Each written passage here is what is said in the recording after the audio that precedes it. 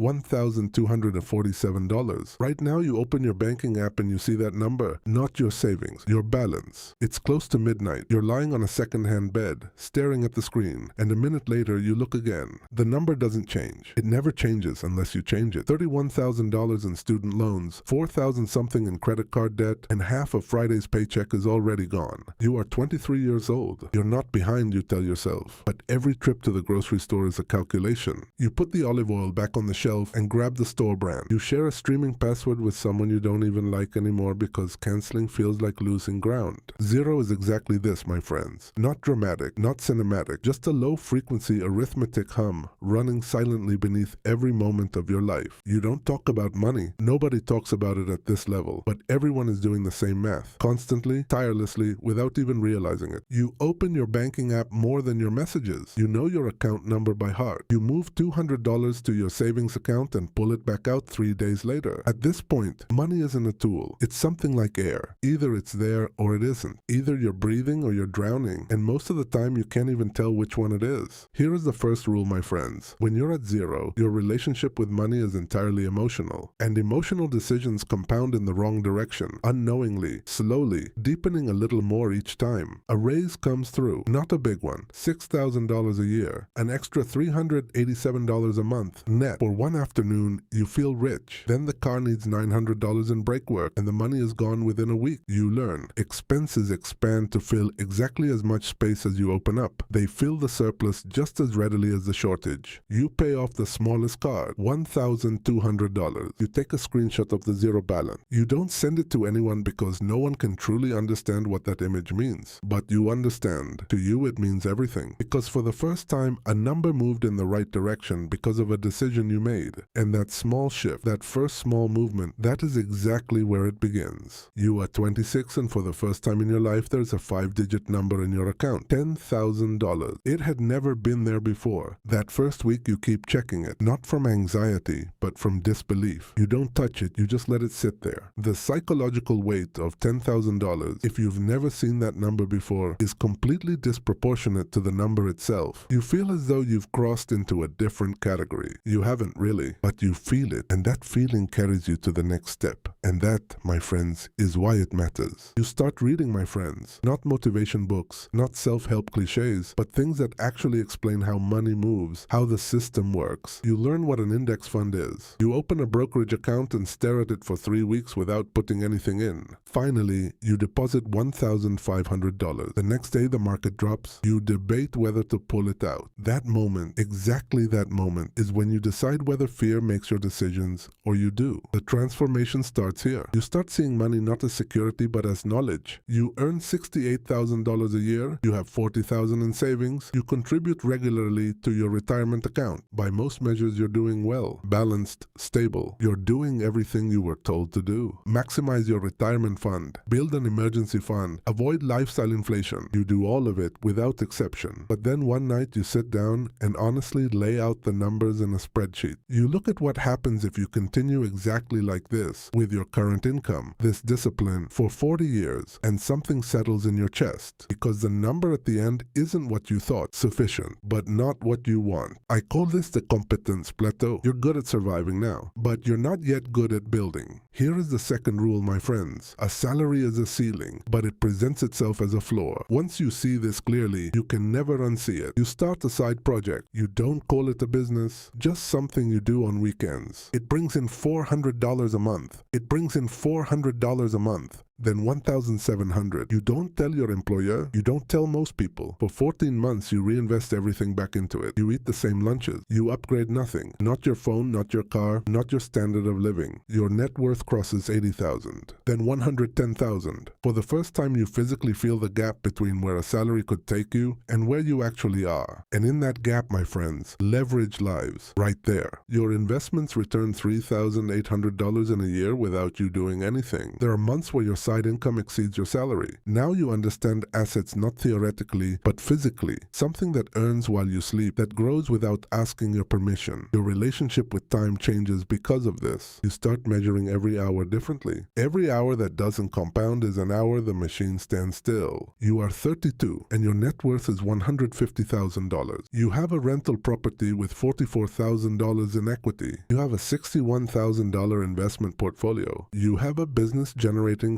$6,200 a month, and you still drive the same car. You tell no one anything. You've noticed that talking about money at this level makes people strange. They either envy you or they dismiss you. Neither adds anything to you. You start saying no to things you used to say yes to automatically. Group trips where everyone splits equally, but you're actually subsidizing others. A friend's business proposal who doesn't understand cash flow. A wedding invitation you can't afford without liquidating something. No, no, no. You feel the friction in the relationship. You feel it, you stay quiet, and you say no anyway. The transformation is this. You no longer spend money to preserve relationship. You preserve capital to create options. At $300,000, money now has a personality, my friends. It has preferences. It wants to go certain places and resists others. You made $22,000 on one investment in 8 months. You lost $9,400 on another. You didn't panic. Not because you don't care about $9,400. You do. But now you understand. This is the cost of being in the game. You don't withdraw. You reposition. And that distinction, exactly that distinction, changes everything. Third rule. Below $500,000, you are still buying assets. Above it, assets start buying each other. You are approaching it. You feel it. Like sensing a room before you walk into it. $670,000, $810,000. You restructured the business twice, brought on a strategic partner, exited one investment, and moved the gains into a larger, smarter position. You are 36, and your net worth is $920,000. You can't sleep the way you used to. Not from stress, but from intensity. You run scenarios in the shower. At 5:30 in the morning, you're emailing people in different time zones. You turn down a job offering $210,000 a year. Your family doesn't understand. You don't fully explain. You say it didn't feel right. That's partly true. The rest is in the spreadsheet. Then it happens. An ordinary Tuesday. Nothing ceremonial about it. The app refreshes and the number is $1,040,000. For a moment you just stare. You thought it would feel different. You thought something would happen. Something would shift. Something would be noticed. There is a quiet satisfaction, and immediately after it, a clear and practical thought. This isn't enough. Not wildly, clearly, and deliberately. 4% of $1 million is $40,000 a year.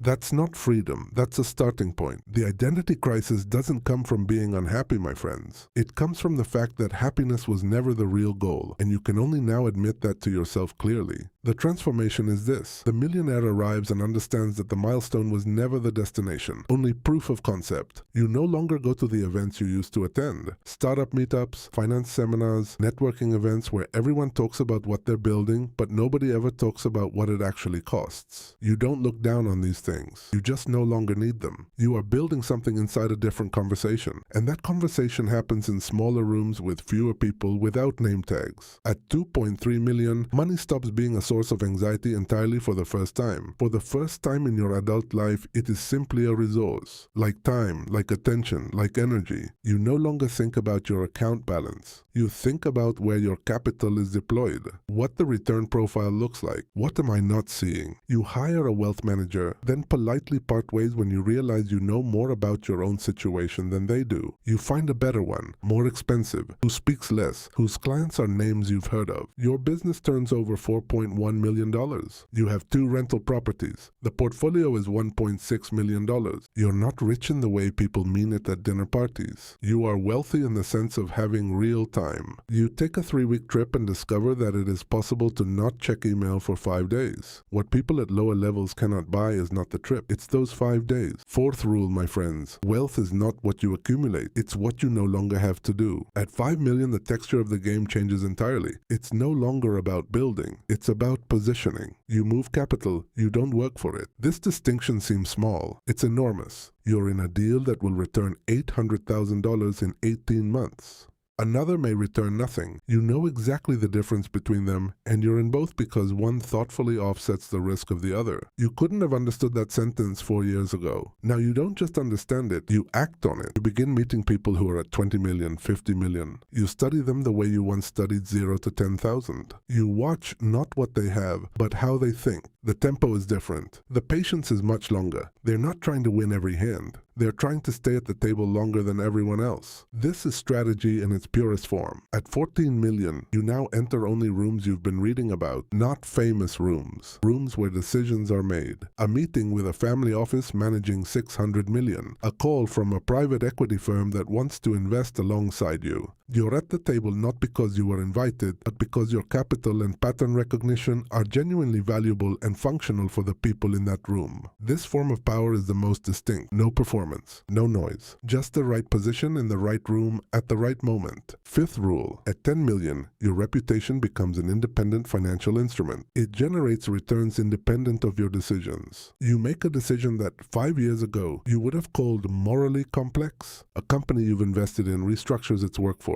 140 people. You know the CFO, you had dinner with him. You don't call about the layoffs. You examine the cap table. You hold. The company's margin profile improves. Your position gains value. You don't feel good about this decision. You don't feel bad either, at least not for long. You feel the distance. That thing that grows as the numbers grow, the gap between your decisions and their consequences quietly widening, and you don't resist it. Your net worth passes 30 million. You are 54. Structures have been built that will outlive you. A foundation that protects assets. A fund that costs $800,000 a year to operate, but simultaneously functions as a gateway. You are now invited to places because of what you represent and the check you can write. You know this very well. You don't pretend otherwise. You don't claim most things anymore. Appearances require energy, and energy is the only currency that doesn't compound. The transformation at this level is this. The game no longer requires your full presence. It requires your positioning. Disappear for 6 months. The machine keeps running. The machine was always built for exactly this. Capital moves now simply because you breathe. You wake up and there are decisions being executed by people you trust within frameworks you built over a decade. You own pieces of 11 companies. You have a direct line not to politicians but to policymakers.